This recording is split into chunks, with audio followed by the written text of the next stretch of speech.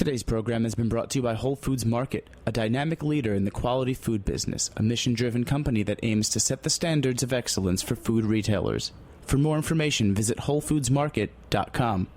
Hey, what's up? This is Jack Inslee, host of Full Service Radio. You're listening to Heritage Radio Network, broadcasting live from Bushwick, Brooklyn. If you like this show, visit heritageradionetwork.org for thousands more.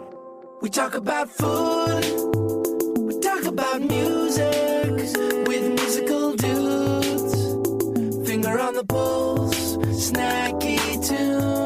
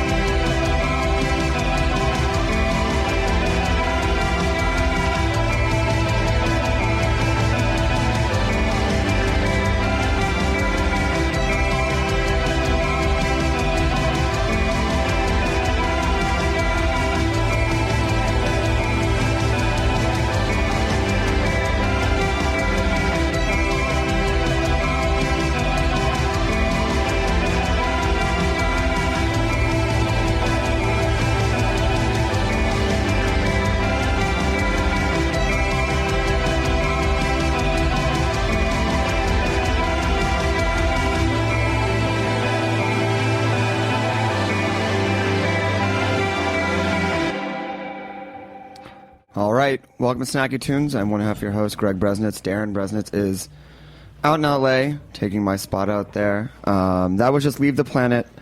Sarah, where are you? Who will be live in studio today? Really excited. Big shout out to K9 Records, Leo, also in house. Thanks for setting that up. But before we get to that, we have the boys from Braven Brewing in house, giving us some beer. Eric Marr, welcome to Snacky Tunes. Thank you. It's cold out there. Yeah. It's been a par for the course this year, though. I know. I made the mistake of coming back to New York like about 2 months too early. Oh, yeah. Yeah. But, I mean, I feel like the cold brews creativity, so, you know. I see what you did with the word bruise. Yeah, there. see, like, yeah. Told you I'm a natural at this thing. You should get a radio show. Yeah. So why don't you guys take us back to the beginning, which is not that long ago. Tell us the tale. Sure. Eric and I have been friends for a very long time, about 14 years. And then about 5 years ago, we were both doing our different things.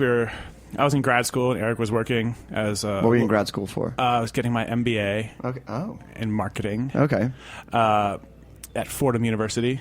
Go Rams. Plug for Fordham. I know. Sure. Why not? that will take $10,000 off your student loans. God, that'd be nice. I went to Georgetown Law School. Did I get anything? So, yeah, we looked for like a little distraction, a little hobby. And we both decided, like, let's give this home brewing thing a shot. We both really love drinking beer together. We have been for a very long time. And it was just something we wanted to do for fun. And I think the timing on it was something that we couldn't have anticipated being any better. I was at work, not really loving my job. What were you doing? I'm a lawyer by training and a brewer by choice. Okay. And about 5 years ago, I'm sitting at work... and Marshall and I are talking on GChat, and he sends me a link to a homebrewing kit. He says, hey, what do you think about this? And I actually, in the other tab of my browser, had the exact same kit up at the same time. I was already looking at it. Right. And so I thought, well, you got to be kidding me. Right. Like, this is clearly something we're going to do. And had either of you had any experience before doing homebrewing? No. Nope. Okay. Not at all. Yeah, total serendipity. So, amazing. Yeah, it was great. We did a bunch of... kits to get started, some really, really basic intro level stuff. Yeah. And then as we kept going with it, we wanted to try more and more complex and get to like all grain. And that's what we've been doing. And so that was 5 years ago. And then about 2 years ago. Wait, before we get to 2 years ago, any like unbelievably what you thought would have been brilliant, that's just when you got to the first hit, you're like, this is a terrible, terrible concoction that we've made. Yes. Yeah, there were a few. The Russian Imperial Stout Yes. was an absolute disaster. That was Why is that? Oh, yeah. Oh, what was the aspiration and where did it end up? Well, the hope was to have a very high alcohol, high gravity, just really strong Imperial Stout. Yeah. Something that I think it was like early March. It was just coming out of the winter, and we thought it'd be great to celebrate the end of it with this big dark beer, and we were going to have a whole party. Really boozy. The hope was that we would pour it over ice cream and make these Russian Imperial Stout floats. We had this whole thing planned out. And then I won't get too technical on it, but when you have a very high alcoholic beer, you need a lot of yeast to turn all that sugar that's in there into that big alcohol. Right. And we didn't. we had a very small amount. We didn't pitch enough to get it going. So what we wanted 9% alcohol, and I think we got 4.5%. Right. And the other 4.5% is what the sugar that would have turned into alcohol. So it was still this syrupy, almost. I'll call it kind of gross. It was sugary flavor.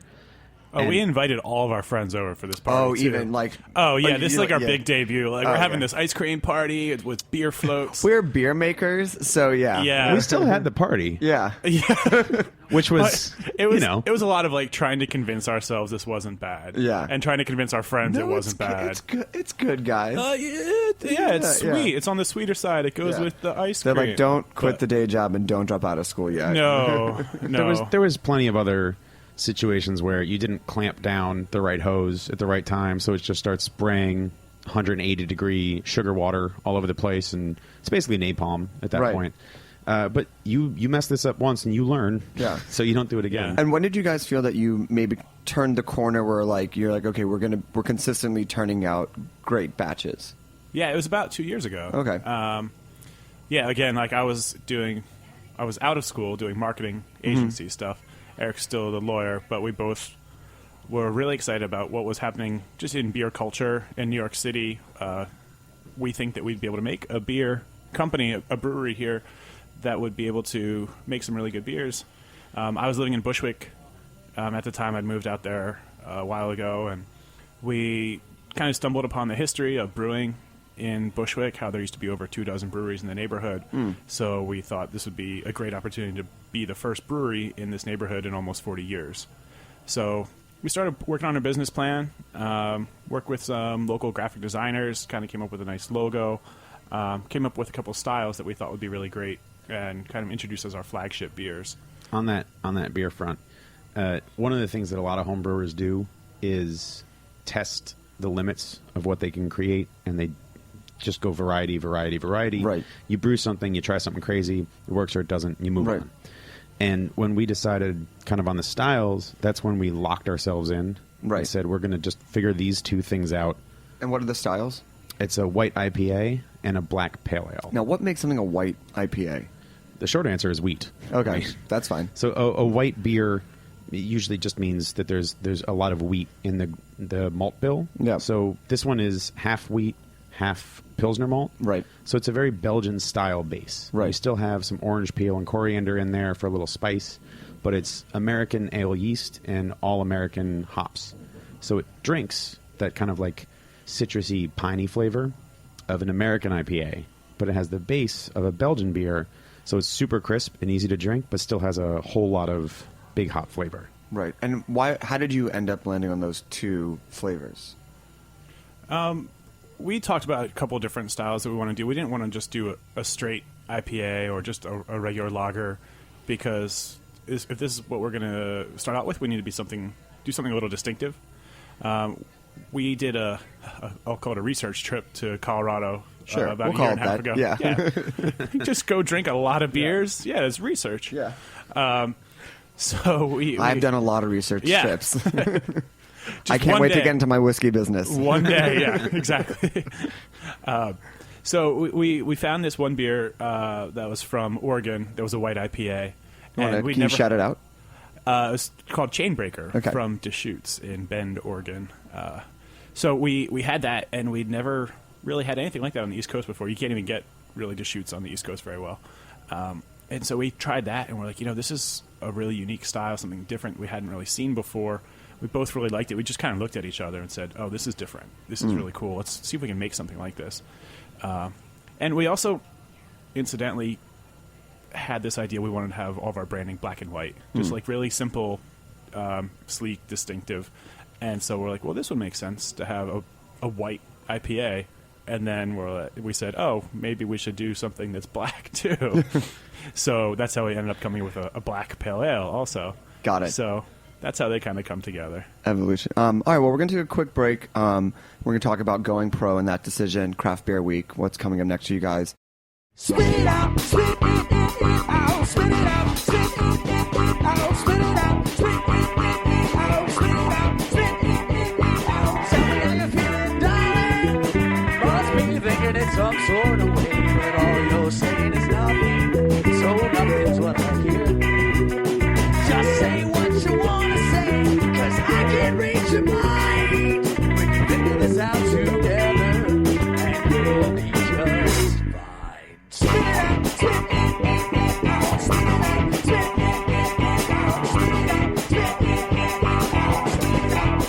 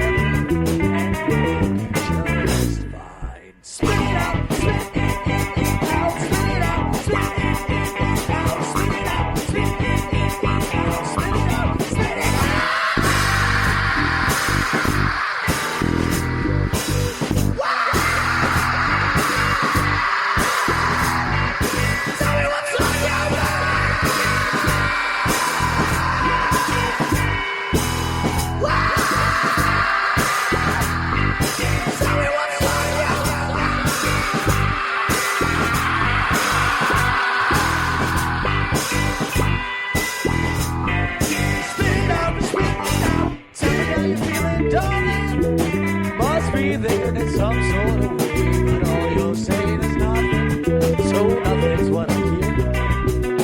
Just say what you want to say, cause I can't read your mind. We can figure this out together, and we will be just fine.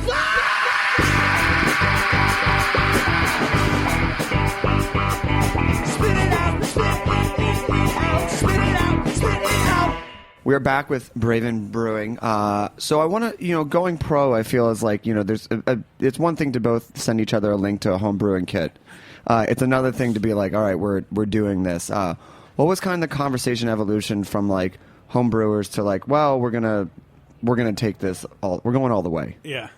I guess I'm kind of an entrepreneur at heart. I previously had a business in DC. I had a English clothing store. I just sold English brands, and that closed with the recession. And so I went back to school, did the marketing agency office job thing, and I was just over it again. I was ready. I had the itching. And I was like, I need to do something. I need to do my own business again. And so I have a real affinity for writing business plans, like just putting all my stuff, like all my thoughts out on paper. And I had just had it with like agency life, and I was like, I just need to do this again. I really want to do this. And it took about a week of convincing Eric, not too much. It didn't take a whole lot. Yeah. I was like, Eric, come please do this with me. Like, we need to do this together. There's no one else I want to work with. Well, sorry to jump in on you, but when you start home brewing, everyone always thinks 2 weeks in, or the minute they have a really tasty beer, they go, oh my God, wouldn't it be cool if we ran our own brewery? And every home brewer has had that conversation, either with themselves or anyone they work with. And it sounds awesome. And you always keep that in the back of your head. So when Marshall kind of made that decision that he was definitely going for it and started talking to me, and then we both got on the same page with this is how we're moving forward, it was that thing that we had talked about years before as wouldn't it be cool? Yeah, I guess one day. Right. And then turning that into an actual process. It's the dream into reality process it's a long road, but that was the beginning of it. Yeah, and we had pretty realistic expectations of how long it was going to take. Right. We knew we weren't going to, and we're not sitting on like a bank account of millions of dollars. Right. So we set out a timeline of everything we needed to accomplish over essentially a year and a half. Got it. And it was slow going, but the first thing we knew we wanted to do was a Kickstarter, which is, the most Brooklyn thing you can possibly do to start a business. Yeah. But it worked. Yeah. It drummed up some interest and some press, and we got some money out of it too. So it was a good kind of proof of concept for us. Yeah, it's incredible. Any particular hurdle that just kind of came out of nowhere that you guys were not expecting to navigate? Or any advice to wouldn't this be awesome to going pro advice you would give to somebody? Everything takes longer than you want it to. Yeah. And the second it starts, it goes faster than you can anticipate. Interesting. So at the same time, things are happening too fast and too slow. And just knowing that you need to be extremely flexible. If you have one idea of what you want to do and that's all you're going to do, and that's all for you, then stick by your guns. Right. And it'll take longer than you anticipate. Sure. But if you want to get to a specific end goal, and if that goal is just opening your own space and changing what you do as a hobby into your life, then you have to be flexible. Work with the people you need to work with. Find the way that your path is going to reveal itself. Yeah, we've had probably 17 different business plans by this point, and you just have to be flexible always. Like, we've had a lot of roadblocks or things we didn't want to have happen, or things that happened fortuitously. We didn't expect things to happen that were really beneficial to us. So sometimes you have to seize opportunities, and then other times, this wasn't what we were planning on doing, but let's pivot a little bit and work with this new opportunity instead. Now that I've heard us both answer that question, I realize how cryptic both of those answers were. Yeah, incredibly cryptic. Yeah. Do you want specifics? One specific. Just one specific. One specific. The government. Oh, okay. Oh, interesting. Permitting and the cost of permitting and the time that it takes to get everything set up, it always takes longer than you think. There's a lot of legal back and forth. There's a lot of forms and a lot of information you need to know. And knowing what you need to know is near impossible. Right. Unless you have some sort of mentor or someone guiding you through the process. Right. I'll give one more specific then. Okay. So last year, we put together this amazing business plan, and it was immaculate. It was designed. We had the whole thing designed by our graphic designers, and we were looking to raise a certain amount of money, and we thought, this is amazing. Who wouldn't want to buy into this business? Like, we have all of our plans set. We have all of our projections. We're going to make everyone rich. And we pitched it a lot to a lot of people, a lot of friends and family. And a lot of people were interested, but we weren't going to approach nearly the amount of money that we wanted to build out our own brewery right away. It just wasn't going to be an option. So then we said, but then at the same time, we got in touch with a distributor, and we started talking with them, and they said, maybe not worry about this right now. Let's get this going.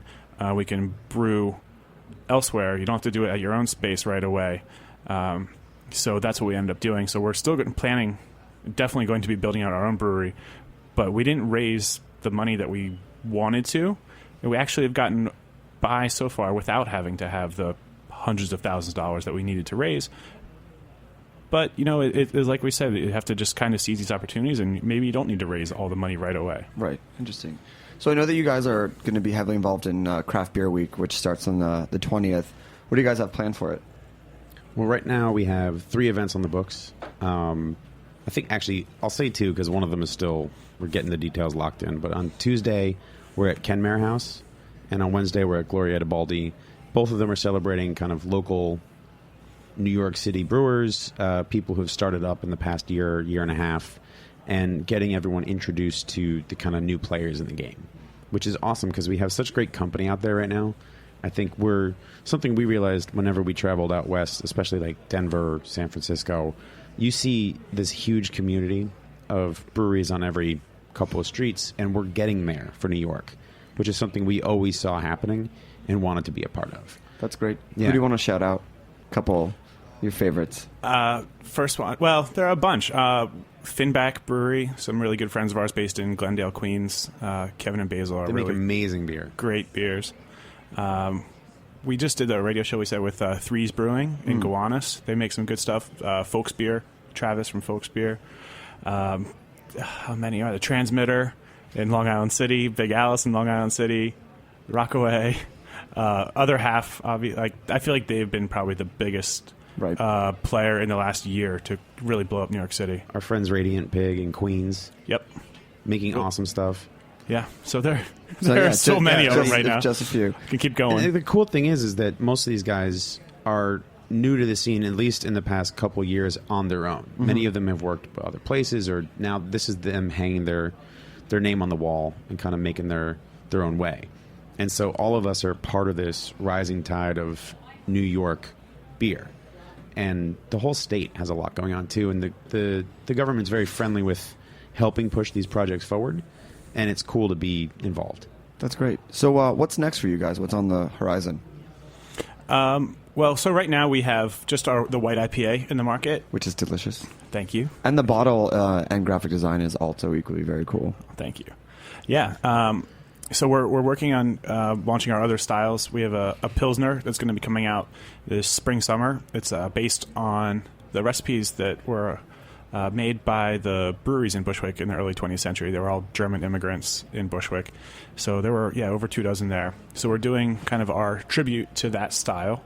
And then this fall, we'll be launching our Black Pale Ale. We'll also be, right now we're draft only. We have, I don't know how many accounts around Long Island, New York City, and Westchester. But we're going to be doing cans now, too. Oh, amazing. So that'll be hopefully this spring as well. At our local bodegas? Absolutely. Amazing. Yep. And so where can people find you, find out where they can drink you, reach out to you, etc.? Well, the website's the best way to reach out to us directly. And, it's just info@bravenbrewing.com. Drop us a line whenever, or there's a web submission form there, too. And beermenus.com is the easiest way to see where we're actively on tap. Because at any bar or restaurant, they'll get the keg. And this has been a little frustrating because people ask, where near me is it ready to go? And we know where it's been sold, but we don't know if it's coming up from the basement yet. Is it still in the cold room? And beermenus.com is usually updated pretty real time to let you know where it's on tap. Great. All right, well, thanks, guys, for coming by. Thanks for bringing the beer. You can stick around for the band. Yeah, absolutely. Cool. We've got Leave the Planet live next.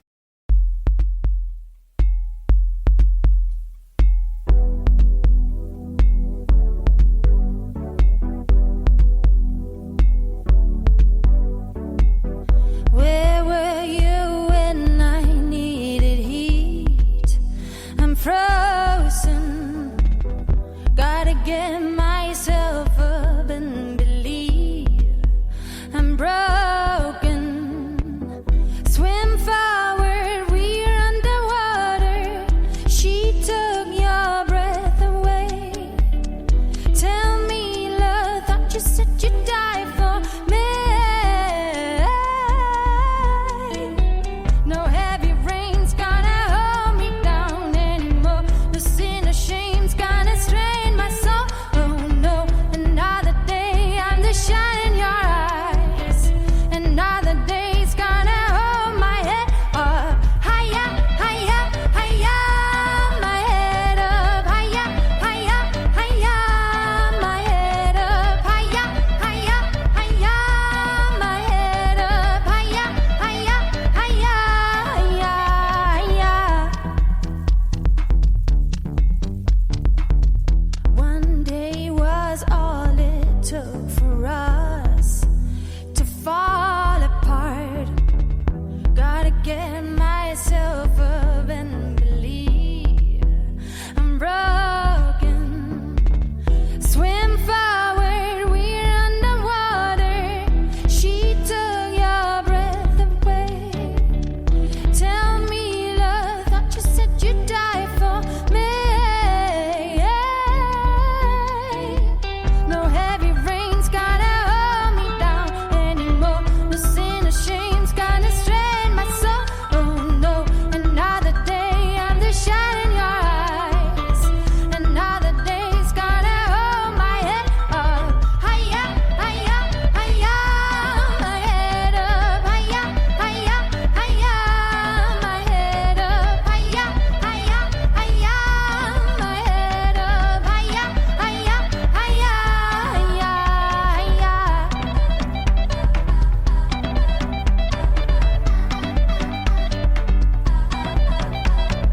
All these times I told myself it's a parable, but time would tell. Nothing is set in stone, carved in wood, can't control. All these nights I beg for rest, spin up into the wilderness. Nothing is set in stone, carved in wood, can't control. No heavy rain's gonna hold me down anymore. No sin or shame's gonna strain my soul. Oh no, another day I'm the shine in your eyes.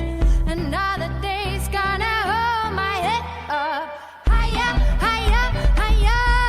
My head up higher, higher, higher. My head up higher, higher, higher. My head up higher, higher, higher,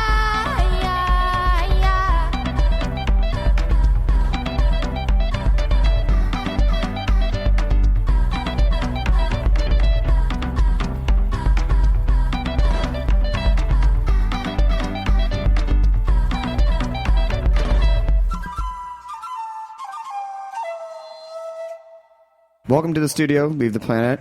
Hi. How you guys doing? Oh, good. Yeah. Yeah. Straight on drive from Baltimore. Yeah. Yeah. I think you're talking to that mic. Yeah, for that singing. Yeah, just a little bit delay. Yeah, it was a good start. Yeah, we can make it spooky, but I don't know. Do you want to introduce yourselves? I'm Natalie. Okay. Yeah. What do you play in the band? I sing and play guitar and synth. And I'm Jack, and I play guitar and I make some beats. And I'm Jim, and I play bass. Okay. Is this your first time in the States? Yeah. Yeah, Wow. right. How you, I mean, welcome to like the coldest part of the year. It's fine. We love it. Yeah. Yeah, it's beautiful. It's beautiful. What? How did you guys all meet and come together? Basically, we met in London because where I live, we were looking for a new flatmate. And Natalie at that moment was looking for a new place to stay, so she moved into the flat.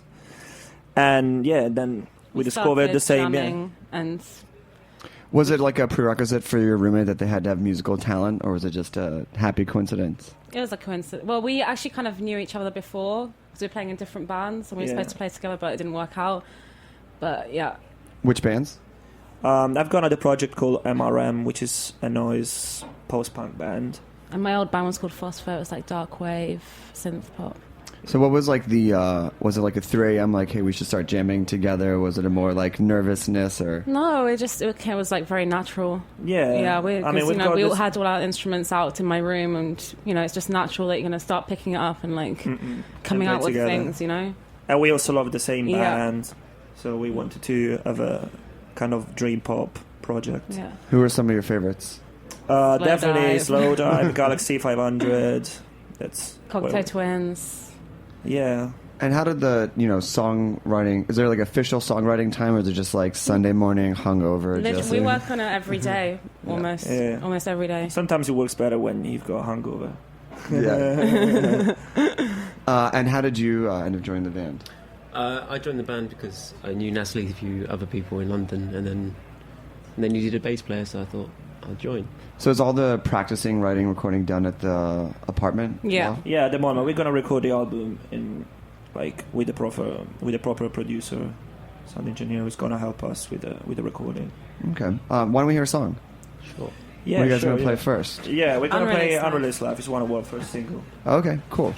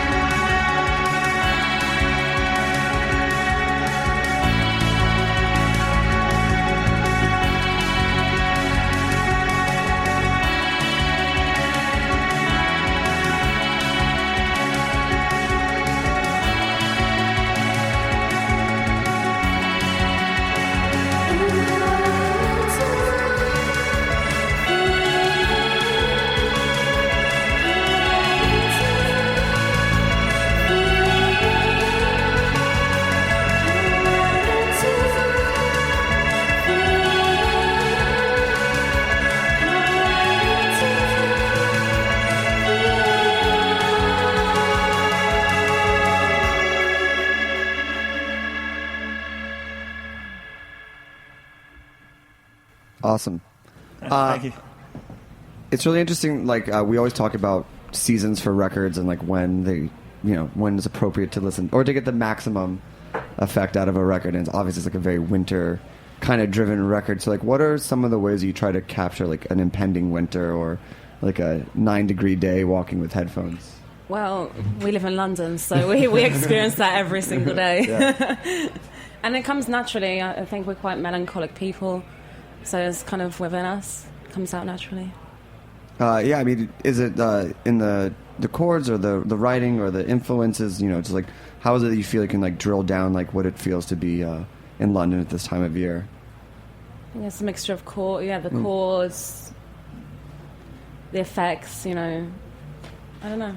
Yeah, pretty much. I don't know. It just comes very naturally, and we don't set out to sound like anything. And you guys have been traveling around Europe as well, playing, right? Yeah. We did like Germany and Italy, like for some.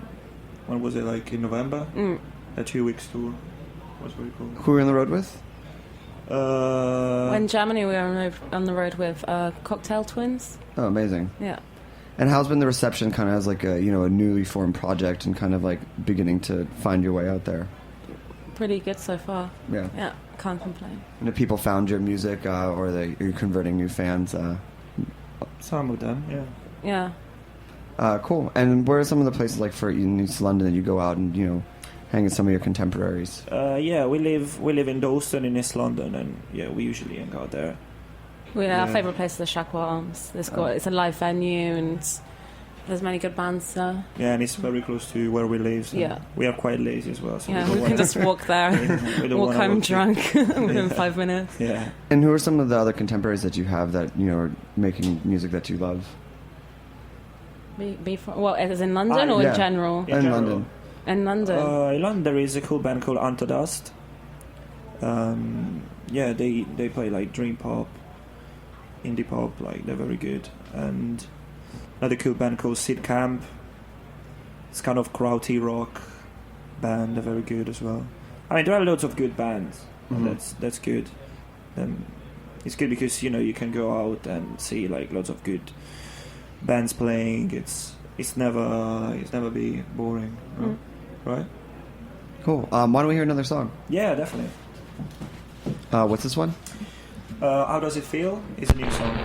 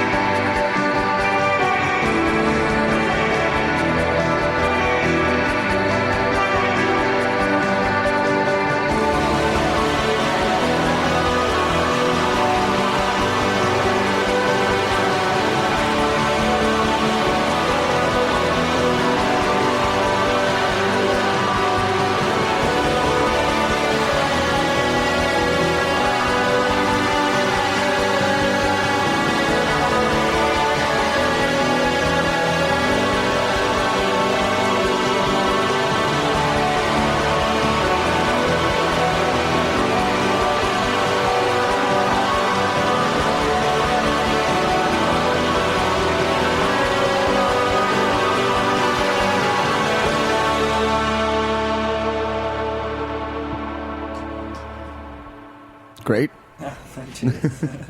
So how long are you in the States for? Till the 17th. And a ton of New York shows, right? Yeah. We've got some other. How many?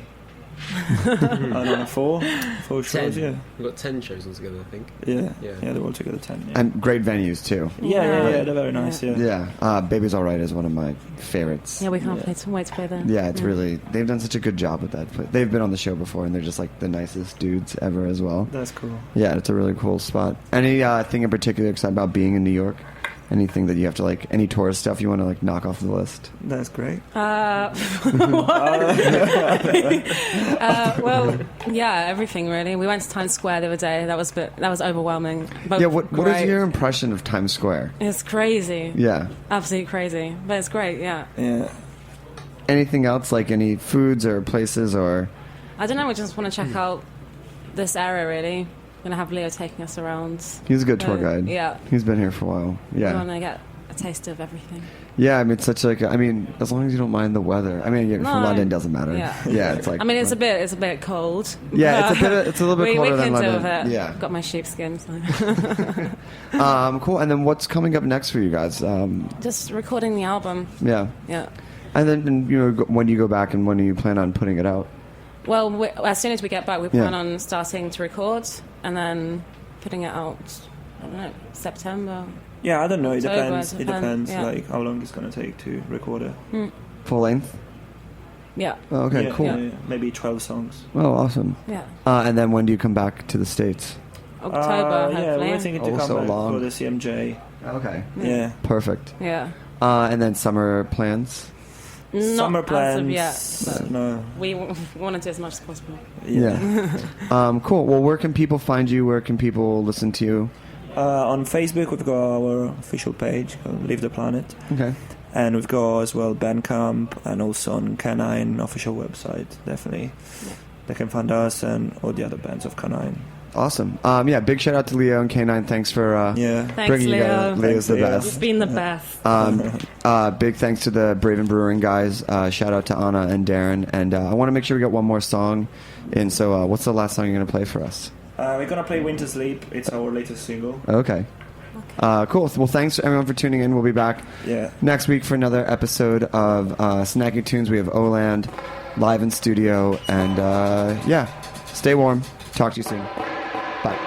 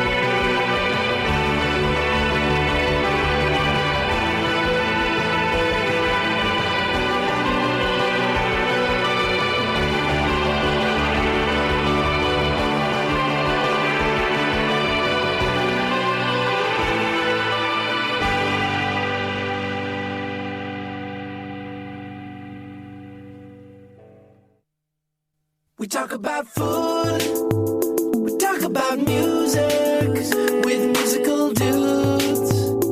Finger on the pulse, snacky tunes. Thanks for listening to this program on heritageradionetwork.org. You can find all of our archive programs on our website or as podcasts in the iTunes store by searching Heritage Radio Network. You can like us on Facebook and follow us on Twitter at heritage_radio. You can email us questions anytime at info@heritageradionetwork.org. Heritage Radio Network is a 501c3 non-profit. To donate and become a member, visit our website today. Thanks for listening.